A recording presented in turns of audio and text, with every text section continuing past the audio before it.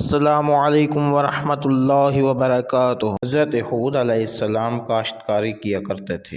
کچھ لوگ آپ سے ملنے کے لیے ان کے گھر آئے، دستک دی۔ وہاں سے ایک عورت نکلی اور پوچھا کہ تم کون ہو؟ انہوں نے جواب دیا، ہم فلاں شہر سے آئے ہیں، ہمارے شہر میں کچھ عرصے سے باران رحمت کا نزول نہیں ہوا، جس کی وجہ سے وہاں قحط سالی ہو گئی ہے، اس لیے ہم حضرت ہود سے ملنے آئے ہیں کہ وہ دعا کریں تاکہ وہاں باران رحمت کا نزول ہو۔ ہود کی بیوی نے کہا، تم بھی بہت سادہ لو انسان ہو، ہود کی دعا قبول ہوتی تو وہ اپنے لیے دعا کیوں نہ کرتا؟ خود اس کی کھیت پانی کی کمی کی وجہ سے جلنے کے قریب پہنچ چکے ہیں۔ انہوں نے اس سے کہا کہ ہود کہاں ملیں گے؟ اس نے جواب دیا کہ فلاں جگہ پر۔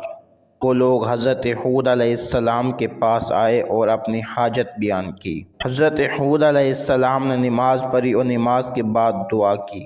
تھوڑی دیر کے بعد ان لوگوں سے کہا کہ تم واپس اپنے شہر چلے جاؤ، وہاں باران رحمت کا نزول ہو چکا ہے۔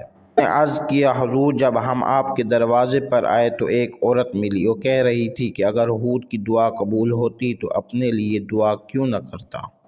حضرت ہود علیہ السلام نے فرمایا، تم نے میرے دروازے پر جس عورت کو دیکھا وہ میری بیوی تھی۔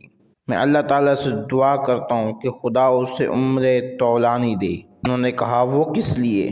حضرت ہود علیہ السلام نے فرمایا، اللہ تعالیٰ نے جب بھی کسی مومن کو خلق کیا تو اس کے ساتھ ساتھ اس کے کسی دشمن کو بھی پیدا کیا۔ وہ دشمن اس مومن کو اذیت دیتا ہے۔